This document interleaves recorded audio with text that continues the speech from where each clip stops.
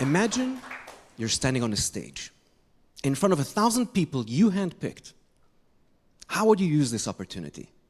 What would you tell them?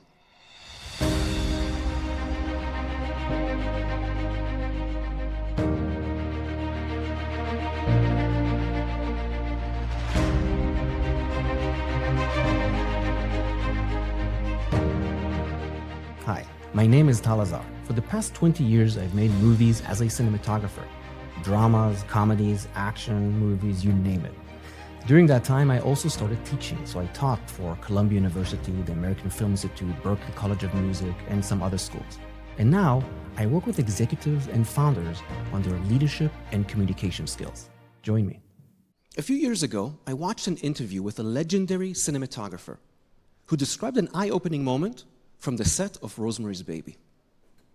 A character is speaking on the phone, and we see her from the hallway, something like this.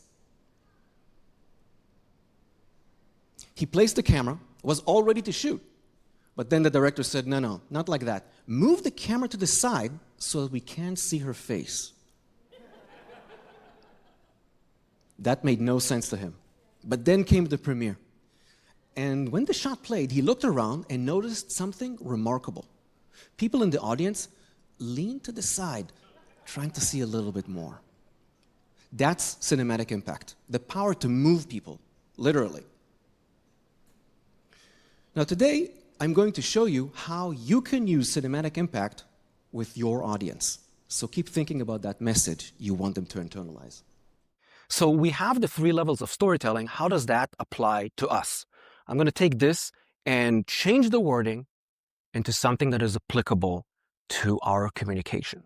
We have resonance communication, which is story-driven. What do people feel from what it is that we're delivering?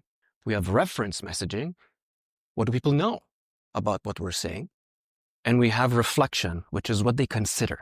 What do you actually take away from this interaction? And like a good movie, every good communication has all 3. Now, something that happens with filmmakers, and I think it happens with us too, is that this becomes the main thing. So I think it comes from the fact that we are so afraid from being misunderstood or not understood at all.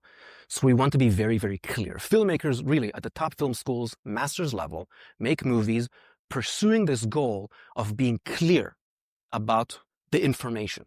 And at best, you will get movies that people understand, but maybe nobody feels anything.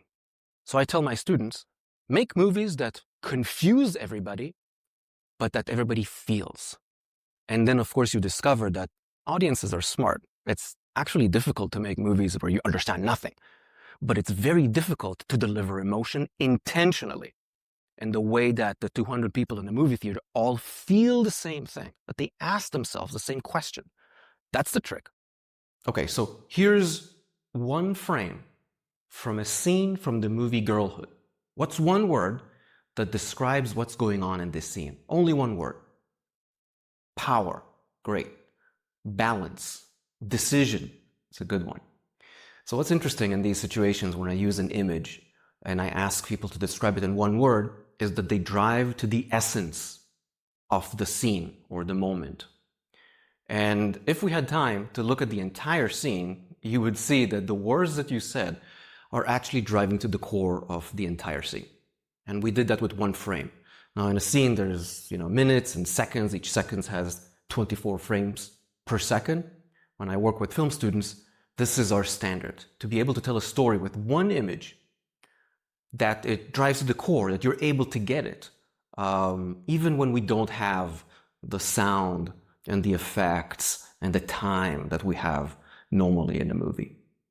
So this essence that you drove, that you were able to recognize, is what it's all about. The subtext, what this image is actually communicating. It's not about groceries, it's not about kitchen or anything like that. That's the plot, that's the surface. And what we're trying to get at is the subtext, what it's really about. And it's not only in images from movies. That same logic applies to any type of communication, really. So let's start with an ad. What's one word here? Friendship, connection, happy. So you see, this is a Coca-Cola ad. They're probably in the business of selling Coke. But what they're really trying to sell us is these feelings and to associate that with the product. This effect we're looking for is called narrative transportation. Filmmakers call it suspension of disbelief. Researchers found that narrative transportation, that's when we're so captivated by a story that we forget where we are, can shift people's beliefs and opinions. We've all experienced this in books and movies. You identify with a character, sometimes so different than you, that it makes you see things from a different angle. The research I'm bringing here from the University of Ohio compares between belief change through logic by conversation, they call it rhetorical communication, versus narrative transportation. What they found is that trying to convince someone with logic makes your audience look at your credibility and your intention. We've all been there.